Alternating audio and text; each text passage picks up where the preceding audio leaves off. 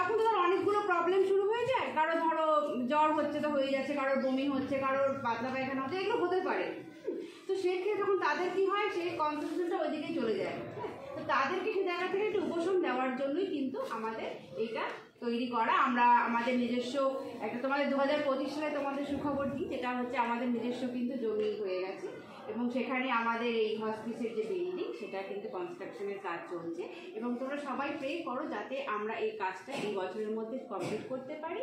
হ্যাঁ, সেখানে তোমাদের সকলের কাছে, তোমরা হয়তো অনেকটাই অনেক ছোট, তবুও আমি ছোট্ট করে মানে সুবিধা ক্যান্সার সোসাইটি তোমাদের সকলের কাছে একটাই অ্যাপিল রাখে, বা ম্যাডামরাও আছেন, সবার কাছে একটা ছোট্ট করে অ্যাপিল রাখতে চাই যে আমাদের এই হসপিস বানাতে বুঝতেই পারছো বিশাল একটা টাকার অঙ্কের দরকার, সেভাবে আমাদের কোনো ফান্ডিং নেই। তো তোমরাও যদি চাও এখানে তোমরাও হাত বাড়াতে পারো। এই নয় যে বিশাল কিছু লক্ষ বা কোটি টাকা আমাদের দিতে হবে, অবশ্যই বিল্ডিং বানাতে সেটা দরকার, কিন্তু আমরা তো একটা কথা জানি না, বিন্দু বিন্দুতেই সিন্ধু তৈরি হয়, তাই না? এটা তো আমাদের সকলের জানা, মানে ছোটো ছোটো করেই বড় একটা কোনো জিনিস হয়।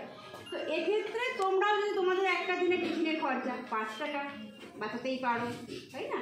বাঁচিয়ে হয়তো তোমরা সবাই যারা যারা এখানে আজকে আছো তারা বাড়িতে গিয়ে 5 টাকা করে জমালে, ছোট্ট করে বলছি 500 টাকা তো এমন কিছু বিশাল ব্যাপার নয়, 5 টাকা করে জমালে এবং দেখলে বছরের শেষে তোমার কাছে অনেকটাই, তুমি ডেলি যদি 5 টাকা বা সপ্তাহে যদি 5 টাকা করে জমো, তাহলে তোমার কি হবে, 12 মাসে অনেক টাকা জমে যাবে এবং সেই দিয়ে তোমরা যদি চাও সুমিতা ক্যান্সার সোসাইটি ড্রিম প্রজেক্টে তোমরাও কিন্তু হাত বাড়াতে পারো। অ্যাটলিস্ট আমাদের হয়তো একটু সাহায্য হবে এবং এই পুরো দোনটায় যে নতুন জিনিসটা আমরা করতে চলেছি তাতে করে আমরা হয়তো সেই কাজে আরেক ধাপ এগোতে পারবো একটু ভালোভাবে, তাই না?